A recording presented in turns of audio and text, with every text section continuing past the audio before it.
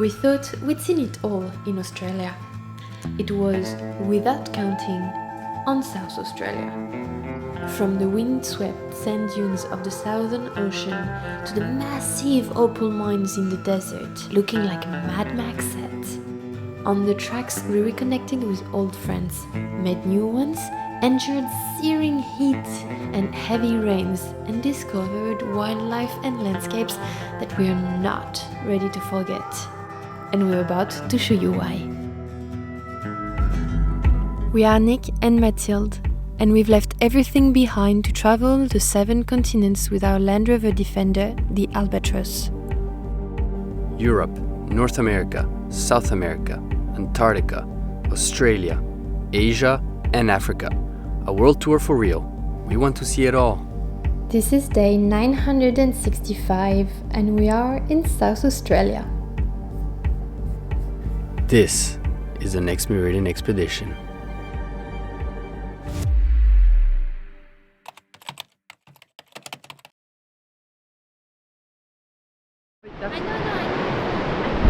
This right here is the Great Ocean Road, the mythical and well-known Great Ocean Road of Australia. In the US you have Route 101 by the coast.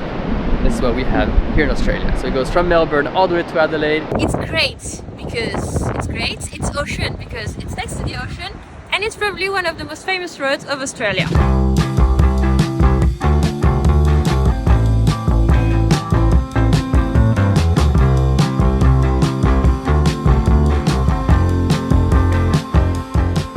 As we are cruising along the Great Ocean Road, let me give you a sneak peek of what's coming up. Some epic dune driving with a solid crew of friends you've already met. Then exploring a stunning mountain range on the edge of the desert. And finally, we'll be checking out the world's biggest opal mining operation in what's probably Australia's strangest town. Welcome to South Australia, the last state of our Australian lap. It's quite exciting. We've done all of them now. Boom! Our first taste of South Australia, a 100-kilometer stretch of dune driving through Carpenter Rocks to Robe. We better make the most of this, because it's our last chance for beach and dune driving in Australia. And wait till you meet our crew for this leg of the journey. Oh, it's okay.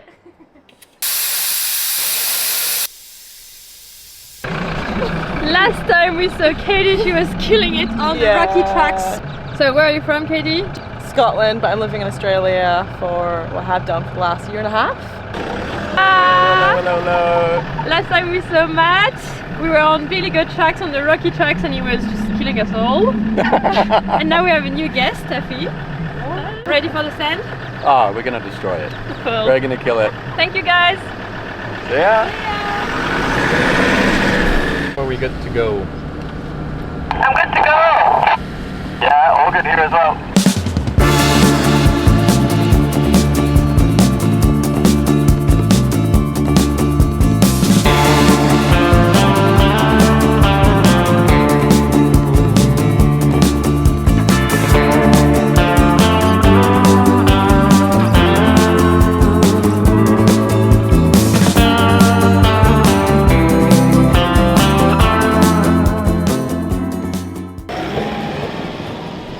Nick is almost getting stuck. Now he's out. The others, Matt is out. Katie, go for it, go for it, go for it. Yeah, she's out!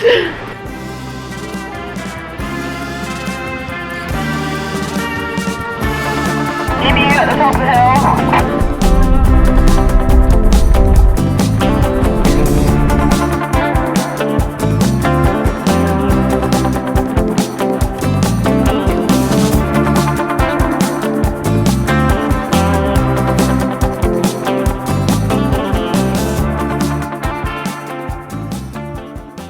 The rain caught up on us. I don't know if it's going to make the track better or worse, because in some ways it could get the sand more compact, right? It will, yeah, so it will get better, but it could also get a bit sticky.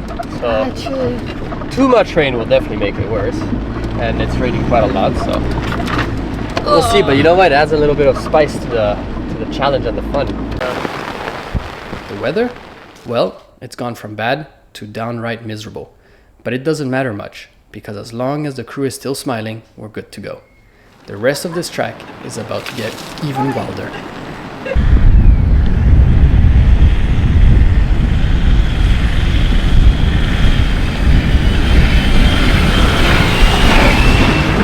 Third gear, fourth gear, fifth gear, low range, and just boosted to the top, made it up. I mean, with the rain, the sand is a little bit more hard patched, but elbow, man. Since we fixed the diff lock, it is so good. And then the Ford easily made it up.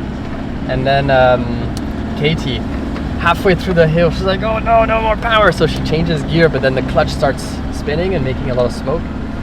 So everyone's made it up, so that was cool. We've only got 6Ks left of this first part of the track, which is 50 kilometers. The second part is 50 kilometers as well, and it's supposedly harder.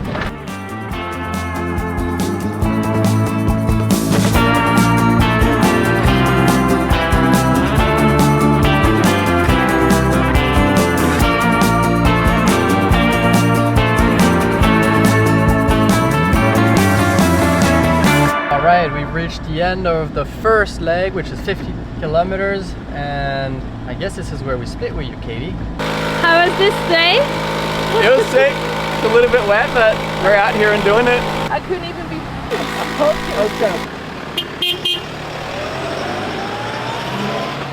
Fun, they want to make us go back to the beach. Have a look at it. Will you come and help? You're gonna come and help, right? He said yes. Okay. We're the guinea pigs for the experience. We are the guinea pigs for this. Is it too soft?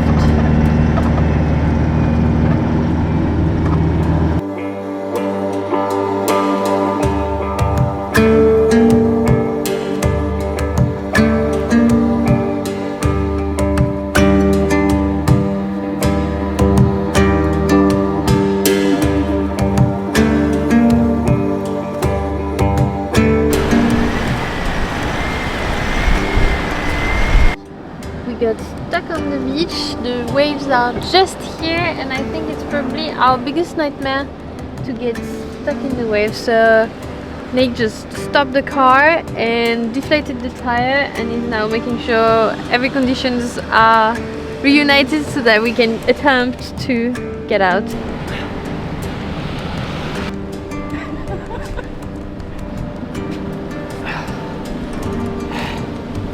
All right. Hopefully, the first go I'll be able to go.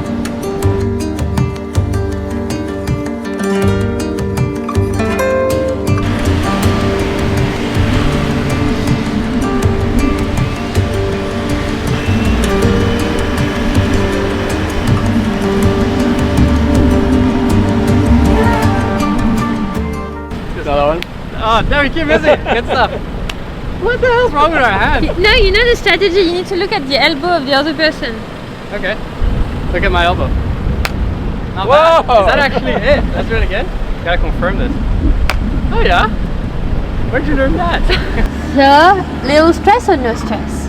No stress, because we were here with Matt and Steph, and we had all the recovery gear and stuff, so not stressed. But if we were alone, definitely I would be stressed, because luckily it's low tide, so we have 6 hours to go find somebody and pull us out. And yeah, but it was interesting how hard it was to actually pull me out. We had to do 3 tries, and the first 2 were just fails. So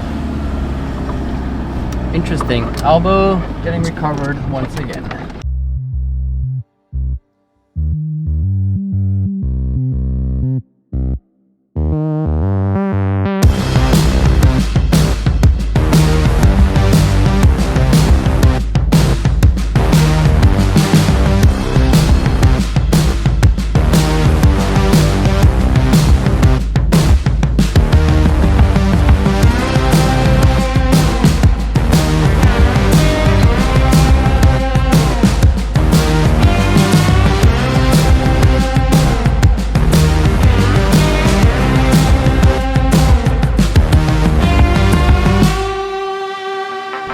we have terminated Terminated. our 100 kilometers of dune driving. Our protagonists succeeded. You guys, Awesome. it was awesome. Thank you, and travel safe. Thanks Katie, Matt, Steph for joining us. This was fun. Yeah, it makes the end of our Australia time more special to spend it with people. It does, yeah, for sure.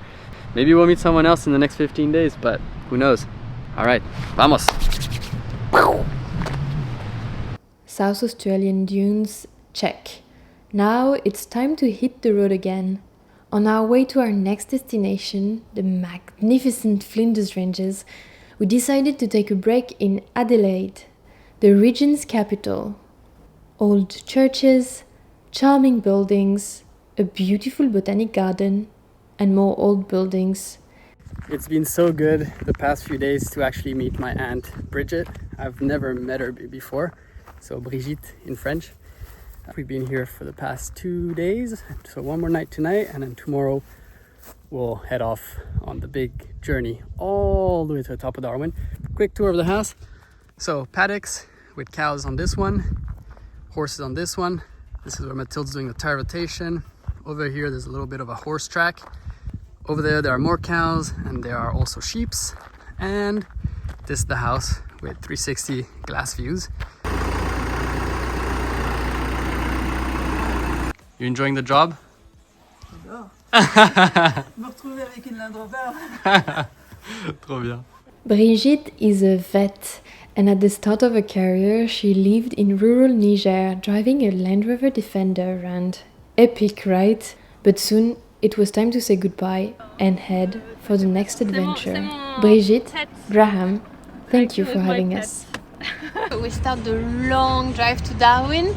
We're going to be still in South Australia for a while, but now we're talking big distances, so we refuel the car and we're refueling the extra jerry can because here in town it's super cheap, but the price is just going to increase as we go north. And on the way north, the price of fuel is not the only thing increasing.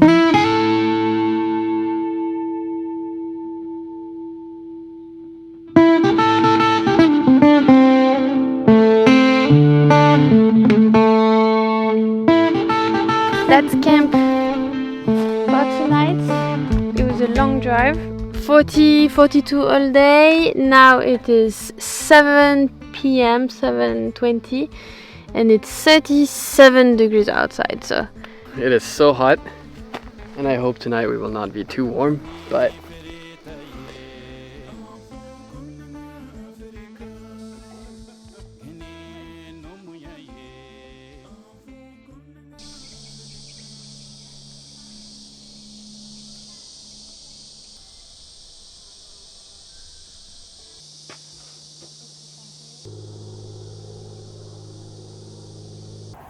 well, straight from the morning, we have to pull out all the oils from the chassis box because this one, the cap came off, and this morning we could just see a little bit of drips, and we're like, what is that? And so that little power steering culprit, and so literally it's just oil everywhere. Mathilde's trying to clean it up. I've heard it's very good for skin moisturizing. Yeah. As we make our way to the Flinders, we start to question whether heading north in the peak of summer was a good move. And eventually, it felt like the skies heard our suffering. So we've had rain on the dunes, we've had rain up the mountains, and now we've had rain in the middle of the desert. Apparently in this area here, it only rains twice a month, and so we're really at that time.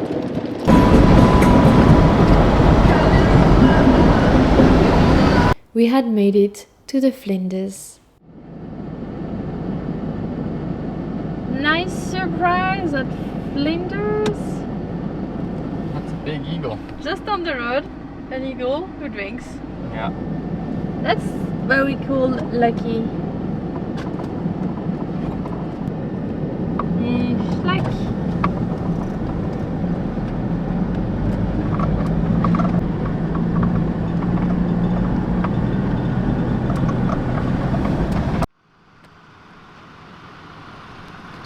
You do not want to mess with that one.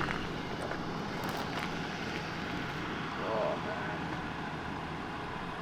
man. Who can tell us what snake that is. So cool, we got to see 3 animals that we haven't seen before. The yellow-footed rock wallaby, this snake, which we have no idea what it is, but leave it in comment, and then an eagle. Well, one thing we're looking for though is the thorny devil towards Alice Spring. Oh yeah. That's the only thing we're missing. Sliding left and right, trying not to twist too much, but there's some patches where it's really wet and then you really have the whole car just like that. You can feel the tires just spinning. But this is fun, this is nice. Flinders Ranges, it's actually really nice. We like this place. Well, it's all caked up again. 15 days to get to Darwin. And it looks like Albo even had a little bit of a unfortunate moment. Diarrhea. Albo had a little bit of diarrhea. Oh man.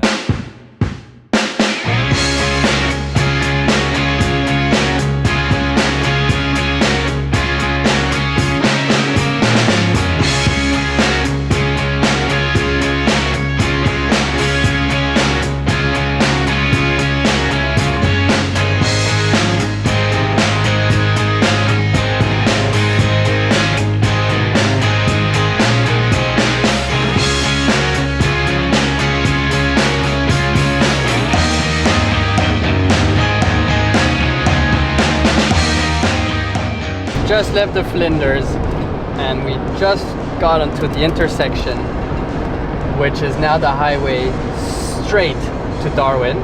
So all the way to Darwin is 2,800 kilometers plus our detours around 3,005, maybe 4. If you check here, the next turn is in 1,200 kilometers. Oh. So from now on, it is just straight.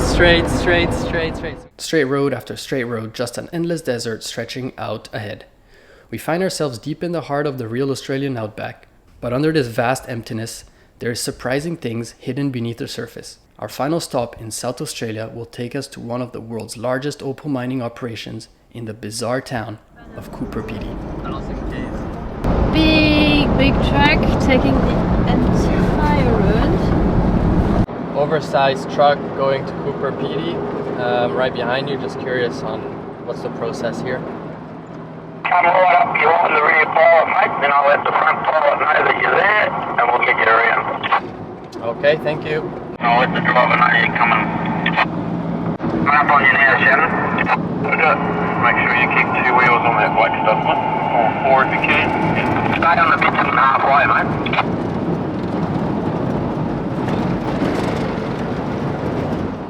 Oh, very nice. Thank you very much.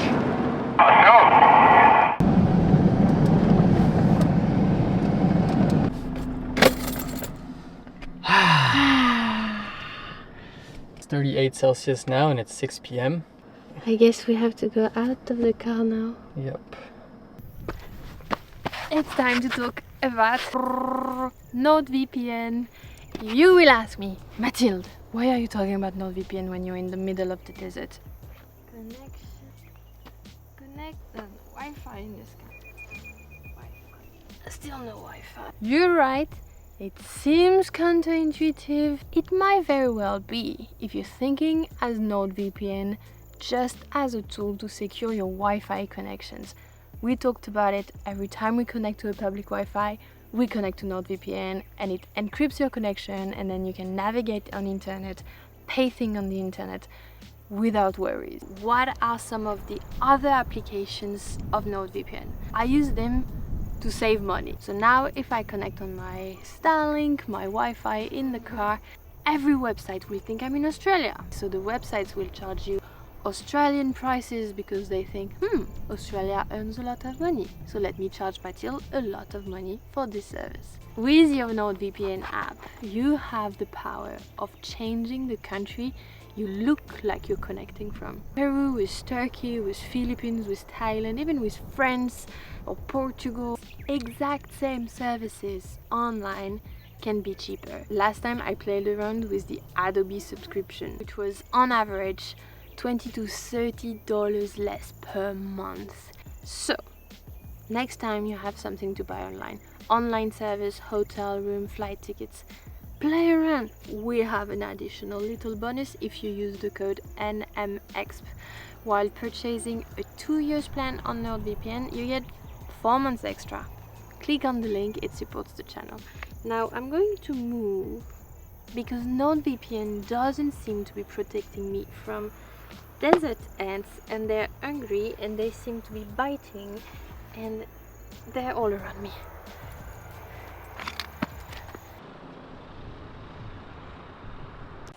Wow! So on that side we can see The sunset. the sunset. There we have a star and the moon up there. Where is the moon? Oh wow, we can see it. So in one view here of a window, we get everything. And tomorrow morning, the sunrise will be on this end. Wow.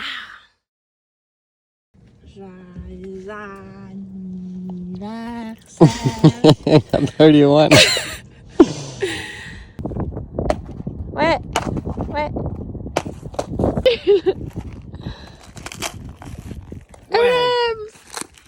Small M&M packs. Look at this. M&Ms. This is so many good M&Ms packed. The monotonous road stretches on, occasionally interrupted by massive trucks barreling past. The horizon remains unchanged, until, in the distance, we spot something unusual. Little piles of white sand. We've arrived. Welcome to Coober Pedy, the Opal City.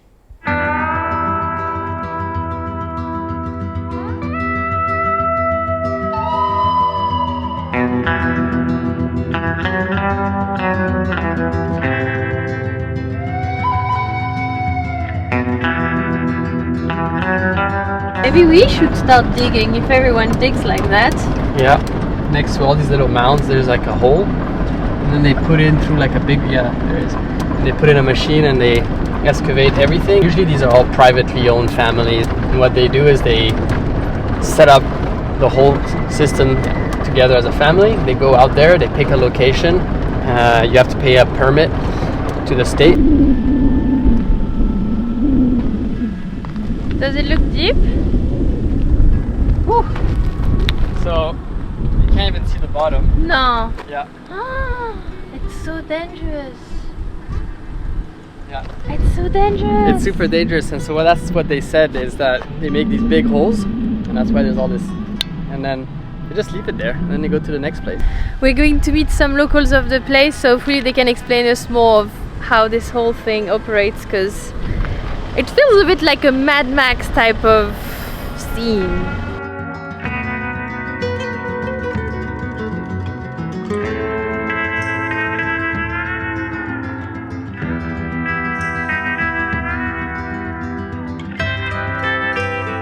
We're lucky enough to be introduced to Joey, a local who grew up here. She's had many lives, and one of those is to be an opal miner with her husband. Joey offers to take us on a tour of the mines. But first, what exactly is opal? It's a gemstone made of hydrated silica and water, famous for its incredible play of colors. Joey just gave us some opals, like little fragments she polished, so that we can make jewelry with them. It's the most precious thing we've ever had. It's so beautiful. Thank you so much. Beautiful. Can't wait to see what you make. Yeah, and you've got, for example, like a reindeer and another one. But I mean, she deserves them. Some nice earrings would be good. She digs for them. So. That's a big one. It looks like a train. And you see it's all custom built.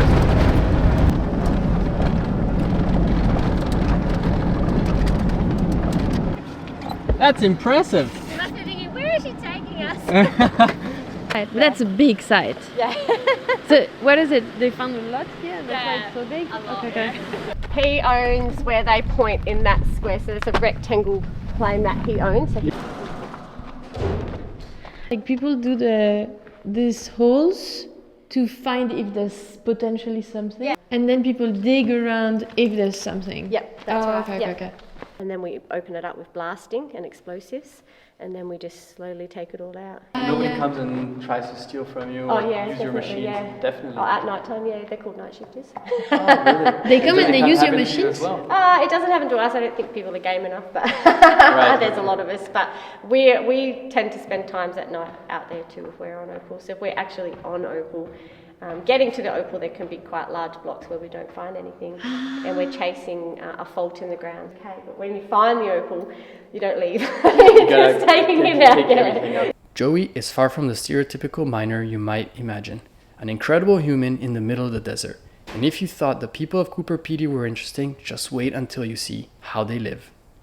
Our first impression of the town was that it was small, but we had no idea that 50% of the population actually lives underground. See those chimneys everywhere? Well, that is where they are.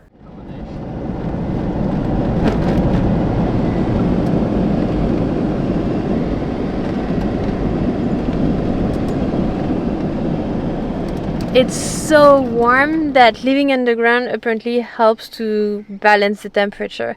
And we've been lucky. Yeah, one of our Patreons, Ken from Canberra, has a sister that lives in Coober Pedy and said, you should definitely go. We're in front of Joey's place. It's called These Dugout, and dugout is the name used around here to call those underground accommodations. Let's go check it out. Behind me just looks like, you know, a little garage or workshop, but you can see the little chimneys popping out, and that's because of the dugouts. Another fun fact we learned is the town's name is Coober Pedy, and it actually comes from the Aboriginal name for the region, which means white man's hole. It comes from the Aboriginal who had no interest in quarries and in digging up the ground, because when you live here, your first interest is water and food. So when they saw the white man coming and being so interested by digging the hole, this place became a white man hole. Welcome to the opal town of Coober Pedy, where the residents opal mine and live underground. This is the middle of nowhere, Australia, and welcome to the dugout. So this one is called These Dugout. You will find inside a cave. So here is a kitchen. Over there is a living room. This is where people have dinner. Now you come to here and you've got the living room. All of this, imagine, built underground, under the rocks. Now come here to the bedroom, number 1. This, I would imagine, is the kids' or guests' bedroom. And it's pretty fresh in here, by the way. You have a little fan for ventilation. But then as we come along one of the veins of the building, you could follow right or left. We're gonna take left. And as we go back through the tunnels, you will find in here the bathroom with a bathtub. You will find in here a shower that lights up when you step in it. I think that's where I will be showering. So this is the first vein of Dee's dugout. Dee is the name of the owner, and she's a patron of ours. And she's invited us to her house. She's not here. She's gone for the summer holidays, but has left the keys with the neighbor. And this is bedroom number 2. I love this bedroom. Super bright too for digging places. Now, going to the master bedroom, we go straight this way, back through the living room, and through this corridor. So going down into the cave, ta-da! So this is where we will be sleeping tonight. But there is also a private shower, but I will not be taking this one because it just doesn't feel as cavey as the other one. So this is the other bathroom with a shower over there. And this is Dee's dugout. Hey Dee and Ken, thank you so much for having us. Honestly, this place is super cool. Coober Pedy is pretty, it's changed my mind. I think because we met Joey, who's a ball of energy and enthusiasm, that she made Coober Pedy look really fun and really interesting. The next big stop is Uluru, the big rock. For that we have to cross into the Northern Territory again. Subscribe to the channel. In the next video we ship this car to another continent. So, this is day 1 of the 17 days to get to Darwin. All right. All right. Cool.